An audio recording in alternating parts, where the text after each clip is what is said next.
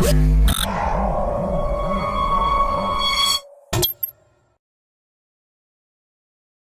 everybody, I'm Christopher Green. You're tuning into AMTV, Alternative Media Television.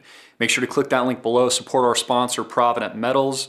Precious metals, in my opinion, are the part of any well-diversified financial position. It protects you and your family from inflation. It protects you and your family from this massive debt that personally I'll be talking about again in February because they haven't solved any problems in Washington.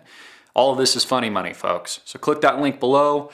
Support AMTV, support Provident Metals. So what's next in America? What's next? Because this is just a kick the can down the road strategy. And I'm getting a lot of emails. People want to know, what should we be looking for? What should we be doing?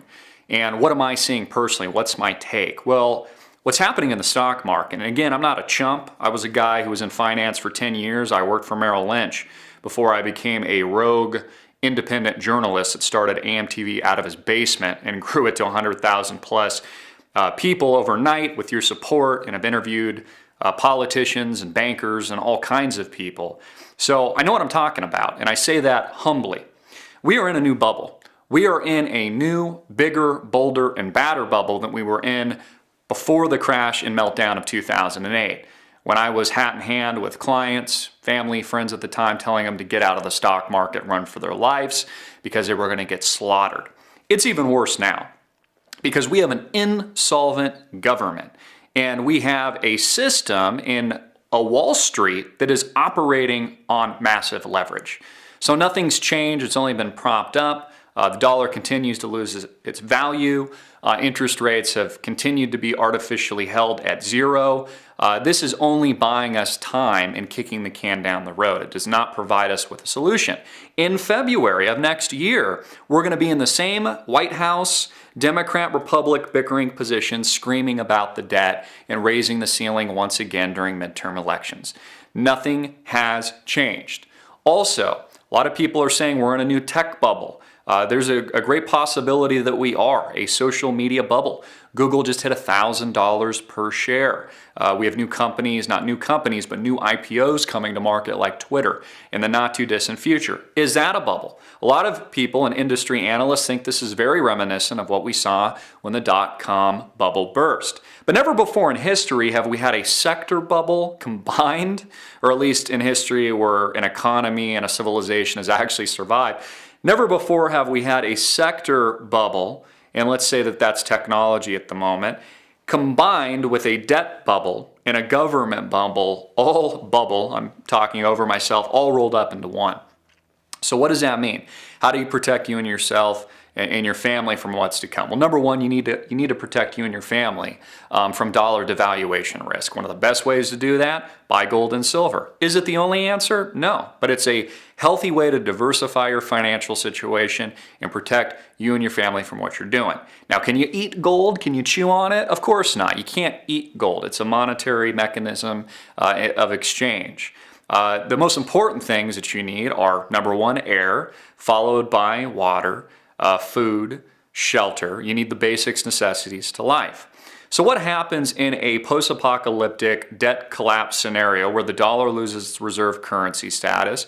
Countries like China and Japan, our biggest investors in U.S. Treasury debt, pull out.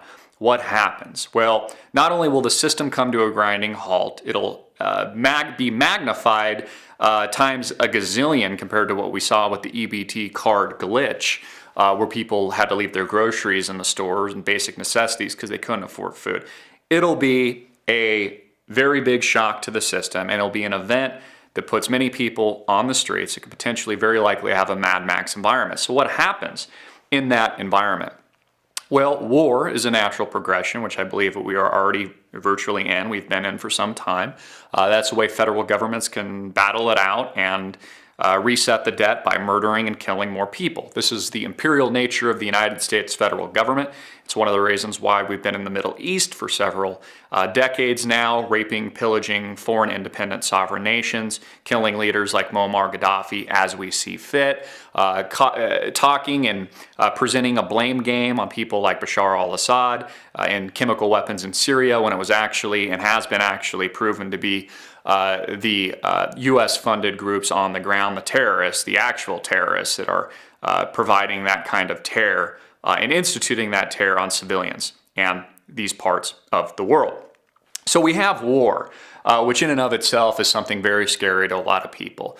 We potentially could have a draft in this country, which means if you're young, if you're 19 and you're tuning into this video, you'll very likely be asked to die and to shed your blood for, I don't really know who, I guess the elites in Washington and people that have already raped and pillaged the country anyways, maybe the Wall Street bankers. None of their kids, by the way, will be fighting in the war. They'll be working at hedge funds and doing what the well-to-do do. But you'll be expected to die. So war is a natural progression.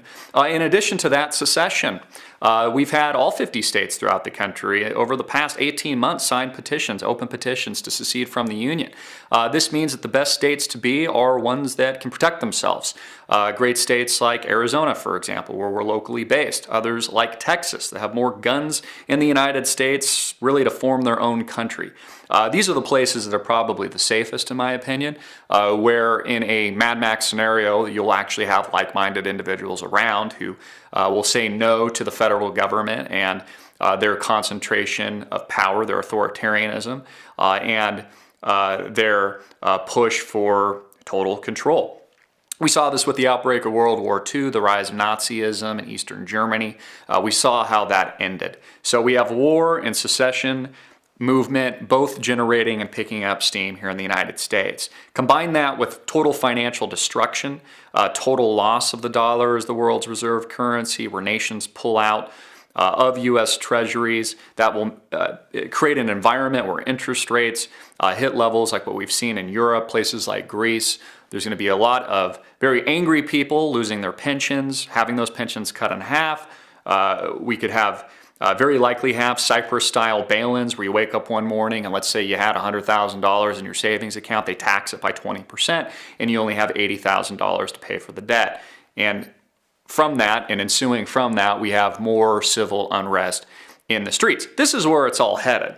Because we have a system and an upside-down pyramid scheme that just no longer functions. Wall Street can't operate without massive leverage. The consumer can't operate without massive leverage. The consumer debt back up to the 16 trillion plus range, almost the equivalent of the federal debt range. No different than it was before pre-2008 and 2007 before the wheels came off and many people in America lost significant portions of their net worth, retirement accounts, Roth IRAs, pensions, etc. All this is coming to the United States. It's a reset. You know, we look at the historical precedent, we look at countries or civilizations rather like Rome that collapsed. These were stunning, amazing built infrastructures with government and people and wealth that died. And people want to know why. How did it happen? Well, one of the primary drivers of the collapse of Rome was debt. We had the same problem here. And the other was the imperial nature of the government at the time that just continued to start wars and to spin themselves into oblivion. And that's where the United States is today, oblivion. And no, it's not a movie.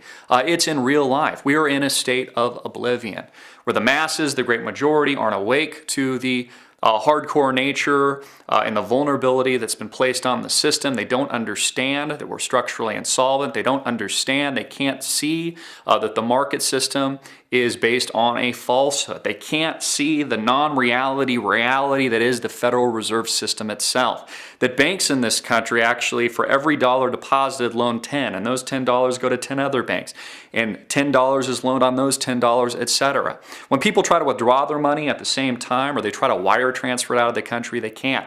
It's exactly why Chase Bank just put in measures recently over the past few weeks, of which we've reported, and they have since gone viral, where small business accounts can no longer wire transfer money outside of the country internationally, and they are limited to $50,000 or less a month in cash activity. Think about all the small businesses, the grocery stores, the restaurants, or just the small business that has to pay salaries or has, say 10 employees. They can no longer operate. Now, why would institutions, banks like this be implementing these types of policies if they weren't tightening up their ship and prepping for an ultimate collapse?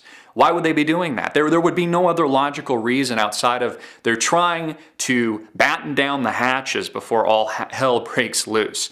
These are the same institutions we've bailed out. These are the same institutions that have put an albatross of debt around our necks, the people. These are the same institutions that have not only gotten bigger, concentrated more power, but helped to scale the federal debt in this country to a point where we can no longer pay for it. And it's all going to come back to bite us in the butt. It's all going to come back to affect you and your family. You're the one that's going to take the hit. You're the one that's going to take the loss. You're the one that's going to suffer. You're the one who's going to be asked to die and fight in these brand new wars overseas, and in my opinion, likely to come here on our soil, here in the good old USA. That's the reality.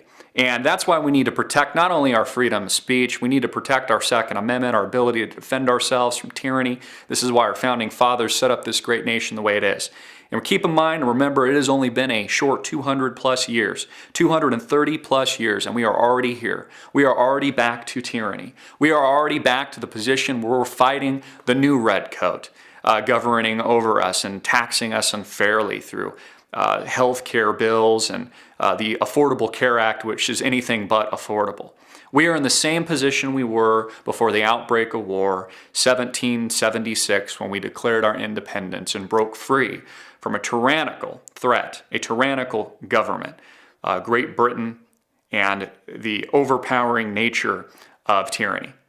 Get this video out everywhere. I'd like to hear your reaction, solution, problems. How are you dealing and preparing for what's coming to the United States of America? Maybe you've already left the country. Maybe you've decided to stay or moving to states like Arizona or Texas. I'd like to hear from you. As always, God bless. I'm Christopher Green, hard-hitting and in your face. Please support our sponsor. Click that link below.